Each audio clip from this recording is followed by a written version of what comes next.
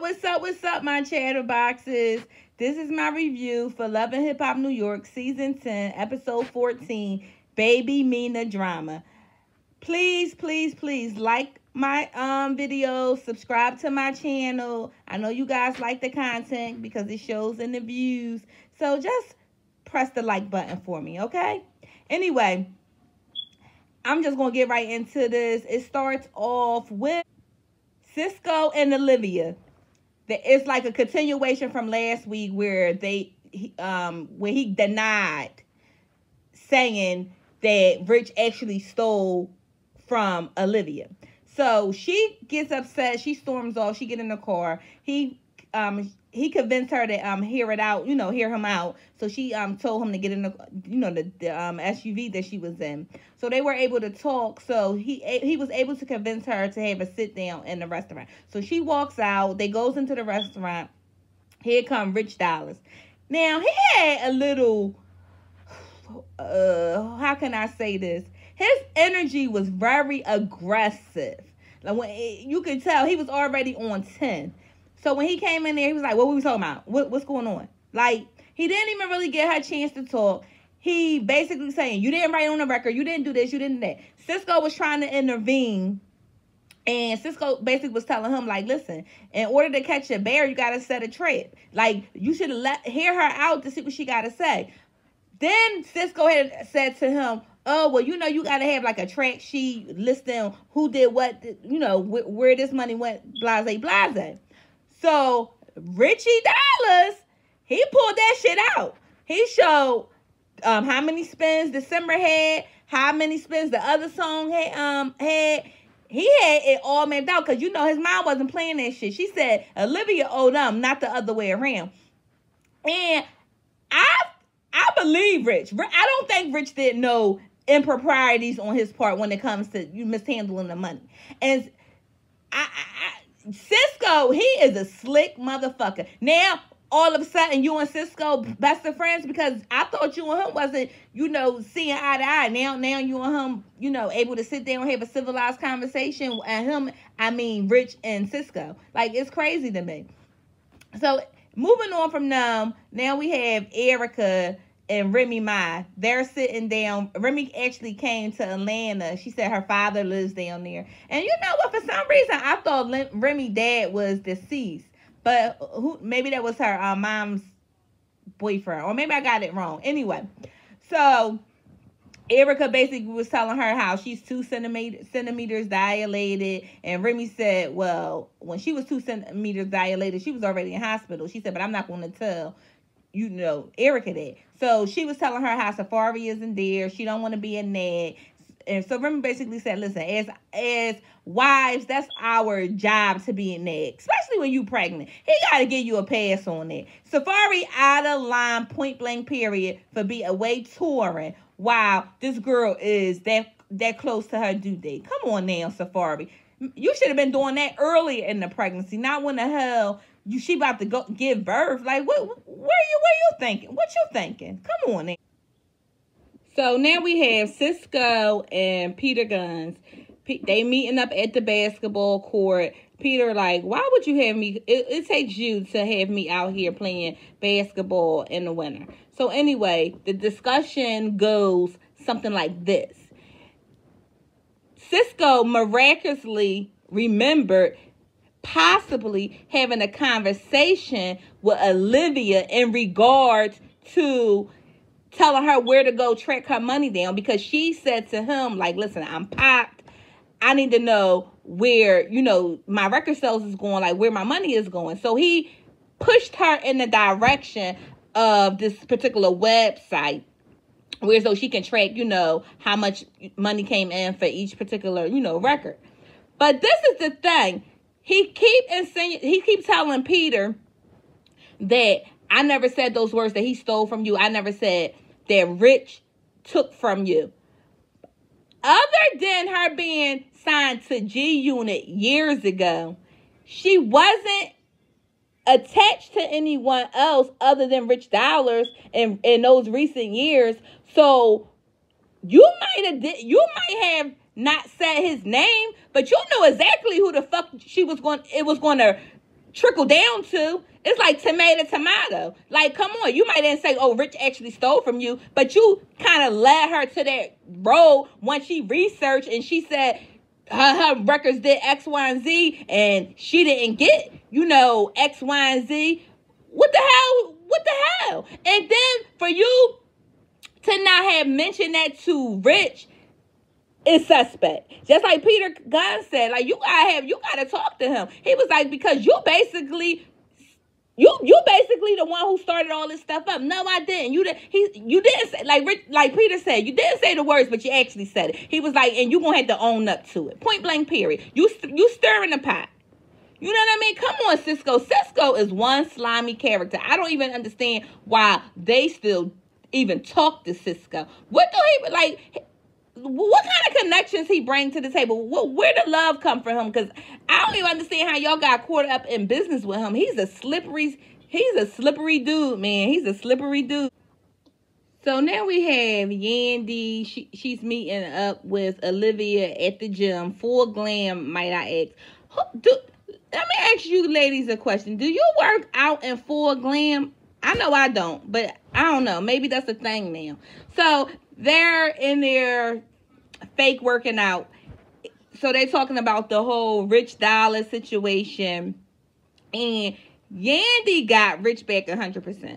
She has Olivia back too, but it's like you can tell she go hard for Rich. They must be really, really good friends. So anyway, she basically said, well, we find out that Yandy lost me and DC wedding ring. Like, who? You know what? I'm not even going to say that because I was about to say who loses a wedding ring, but people have lost rings. Okay.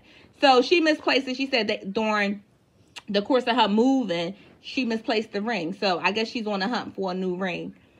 So now they're talking about the Rich Dollaz situation, and she told Yandy how she met up with Cisco and how Cisco don't remember, act like he doesn't remember telling her that Rich actually stole from her. She was like, well, so Yandy said, well, how you forget that you said something like that? Exactly. How do you forget telling someone something like this?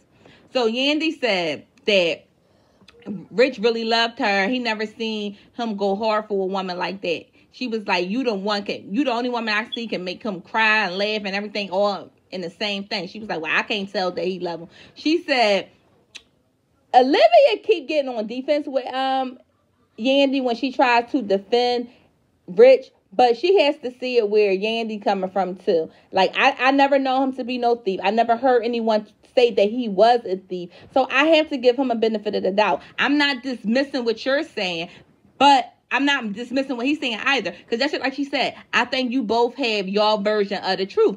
And she said, well, how can that be? So she explained it, which is true. Like, you believe that he stole from you and he believed that he didn't. Let's get it together. Because she said that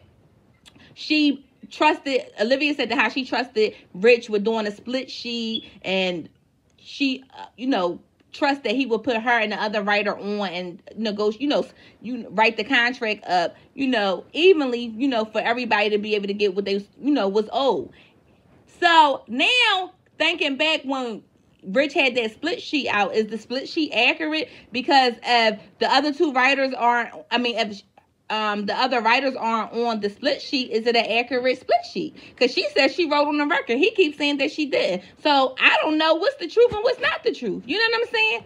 So anyway, moving on from them. Now we got Fresher and Jen.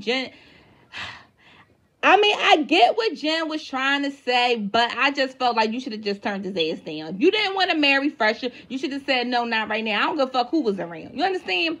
So she want to talk to him. She was like, she don't feel as though in the spirit of how things is, because she really feels some type of way that he met with Jada without consulting with her. You know what I mean? So she said, listen, that's not the behavior that my future husband would display. She was like, I need you to be transparent. I need us to be, working together, and I need, everything to be cohesive. You know, that's what she was saying. And she said, I didn't want to, embarrass you and say no in front of everybody. She said, but I can't keep this ring. So she gave him his ring. So he flipped out. He was so upset. He was like, well, what's the sense of me being here? She was like, to work things out. Like, we both got to be here to work things out. Like, he was like, I'm doing everything that I'm supposed to do. No, you're not doing everything you're supposed to do. You're trying to put a Band-Aid on a wound. You have to address the issues at hand.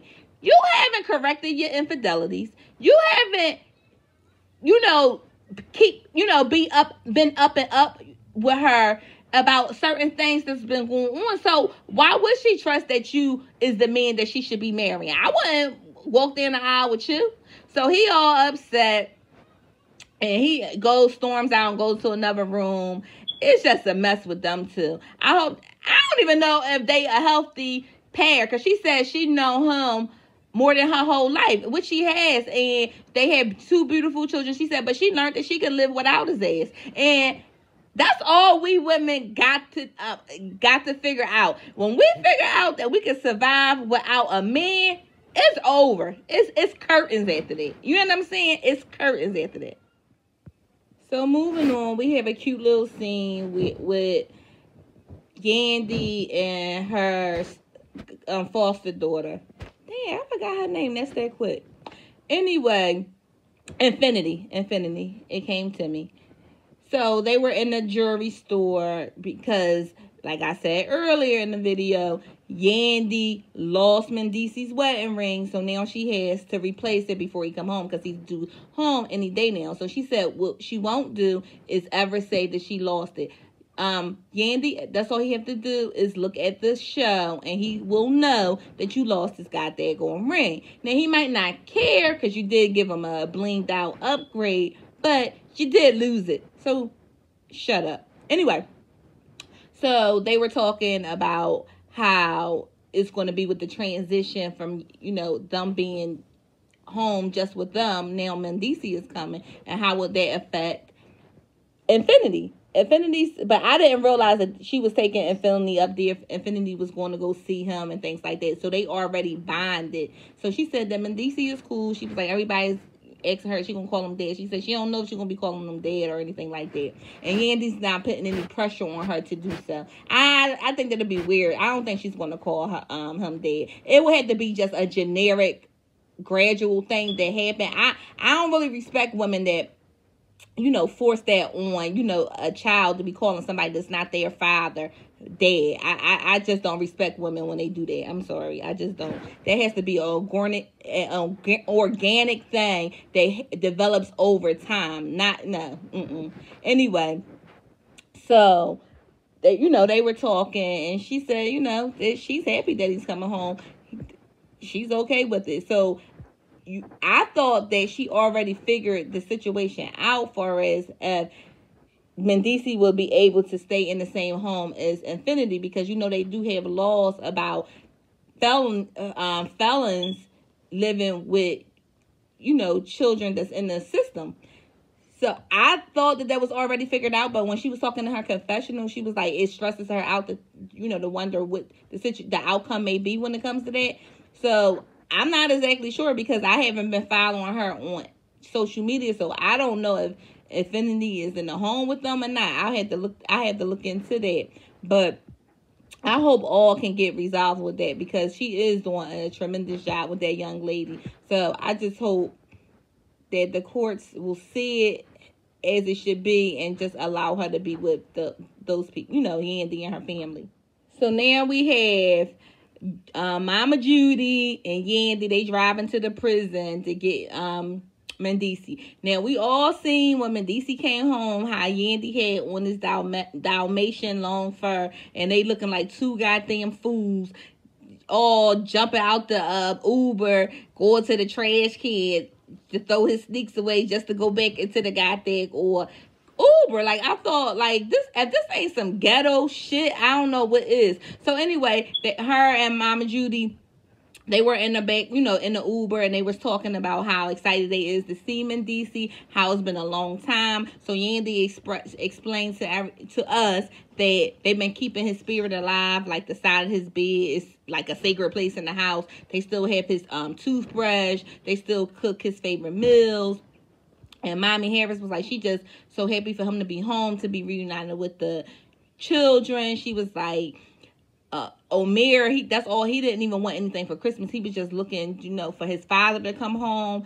So all is well with that. I know all the babies, because they would even talk about Little Man DC, how he's a teenager now. So he just got to get readjusted with being, with all of the kids, not just hers, all of the kids. So it's, it's going to take some adjusting, but they'll make it work.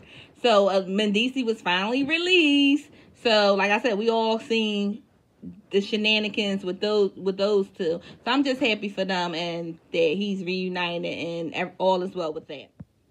So moving on from that little moment, we have the Creep Squad. They're back in full effect. So we have Rich, Cisco, and Peter Gunz. So Peter Gunz wanted them all to meet after he found that after Cisco told him what he told him when they were playing basketball. So now he feels as though that they all should meet and be transparent and put it all on the table. So Cisco goes into saying, like, right before we got to the restaurant, Olivia was telling me that she felt like you stole from her. He was like, and at the time I didn't remember it. He said, but then it triggered a memory when I was over her house and she was telling me how she needs to figure out where her money is going. So he was giving her information. He said, I never said your name. I never even thought that she could have been talking about you. You're lying. You know that she was dealing business with Rich Dollaz. You know what I'm saying? So why wouldn't you think it would be connected to him? Come on now. So he said, I never said your name or anything like that. So Rich is upset. He was like, listen, that's my lifeline. He was like, aside from, her, making those accusations, the bigger issue is she's calling me a thief and a liar. You know what I mean? He was like, that can damage my brand. That can make me not be able to eat. This is my livelihood. And I understand it. So Peter Gunz was like, listen, we all friends. We all, brothers. We have to be transparent with one another. We have to, if something's up, we got to let one another know. He was like, you should have told Rich about that conversation. So Rich was like, well, I'm not worrying about that no more. He was like, but if we're going to be transparent, and we got to let everybody know everything that's going on with one another. He was saying, did you tell Peter that you would let his ex-wife come stay with you, sleep over on, I think it's All-Star weekend or Super Bowl weekend? So that started a whole goddamn shit show. I'm telling y'all. Peter like, what? So Cisco saying nothing went down or whatever like that. So Peter was like, well, how would you have felt if I, he said you wouldn't feel no type way if I let your baby moms come stay with me. Cisco flipped out on him and just started tackling him. Like these old ass men on the goddamn street fighting like kids. Then the security guards swarmed in, but first Cisco was on Peter. Next thing I know, as Cisco ass on the ground, Peter pulled him by the leg. I'm like, what the hell did I just watch? I'm like, what the hell did I just watch? Oh my God, that shit was like grumpy old men. These old ass men out there fighting. Child. So Cisco in his confessional sitting there talking about, that's my baby mom, and that's disrespecting my family. Cisco, you sitting up here saying that he's disrespecting you by saying that. And he said he got mad at Rich saying the only reason why you said that because you knew it would start some trouble.